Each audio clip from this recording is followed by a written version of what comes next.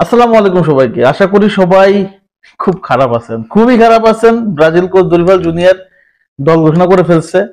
Neymar junior back করছে, যতটা খুশি। দল দেখা ততটাই মেজাজ খারাপ, ততটাই মাথা গরম, ততটাই ডিসঅ্যাপয়েন্টিং।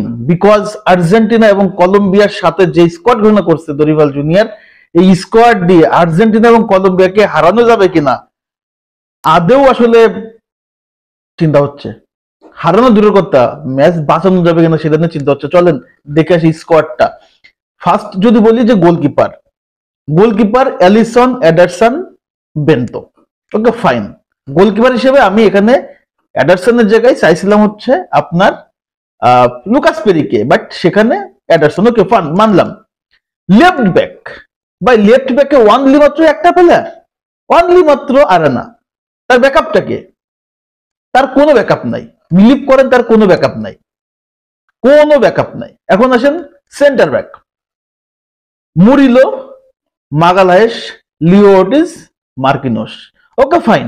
রাইট ব্যাকে তিনজন, রাইট ব্যাকে কয়জন? তিনজন। Danilo, Wesley, Vanderson. লেফট ব্যাকে অনলি একজন। চিন্তা করেন দরিভাল জুনিয়র মাথার ভিতরে কি রেখা দল ঘোষণা করছে, যেখানে রাইট ব্যাকে তিনজন, লেফট ব্যাকে অনলি একজন। মিডফিল্ডে যদি আসি, মিডফিল্ডে দানিলো, সরি মিডফিল্ডে দানিলো না, এখানে আন্দ্রে। আন্দ্রে, তার সাথে আছে হচ্ছে আপনার ব্রুনো গুইমারেজ, তার সাথে আছে Garson, Neymar junior, Mathews Cunha. এটা হচ্ছে মিডফিল্ড।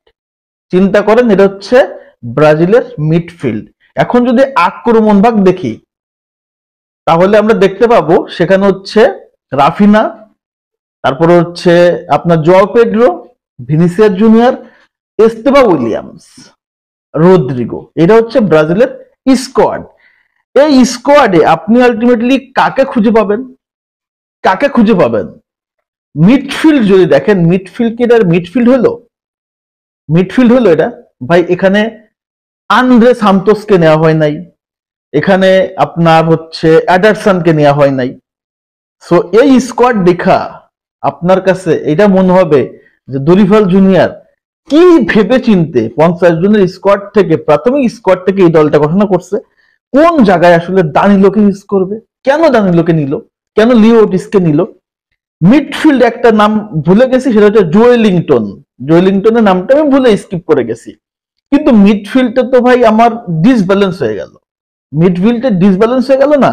ম্যাথুস কুনা হচ্ছে নাম্বার 9, তাকে ইউজ করছে মিডফিল্ডে। সো আপনি চিন্তা করেন যে এটা হচ্ছে ব্রাজিলের স্কোয়াড। আমি টোটাল স্কোয়াড ঘোষণা দেখা আমার সত্যি কথা বলতে মাথাটা এতটা বিগড়ে গেছিল, কি বলবো, রিয়াকশন কি দিব আমি আসলে ভেবে পাচ্ছিলাম না। ওভারঅল মিলে এটাই বলবো যে যে স্কোয়াডটা দিছে তার চেয়ে ফার ফার বেটার স্কোয়াড কিন্তু আপনি নিজেই তৈরি করতে পারতেন, এবং সেই স্কোয়াড নিয়ে আর্জেন্টিনা কলম্বিয়ার সাথে ফাইট দেওয়া যেত। কিন্তু যে স্কোয়াড ঘোষণা করছে, এই স্কোয়াড দেখা কোনোভাবেই আপনি খুশি হতে পারবেন না। সো এই নেক্সট এটা নিয়ে লং ভিডিও করব, কোথায় দুর্বল কোথায় স্ট্রং, আগামীকালকে। সো আলোচনা এতটুকুই। আপনারা স্কোয়াডের কি হলো মতামত কমেন্ট বক্সে জানাই দেন। সবাই ধন্যবাদ, আল্লাহ হাফেজ।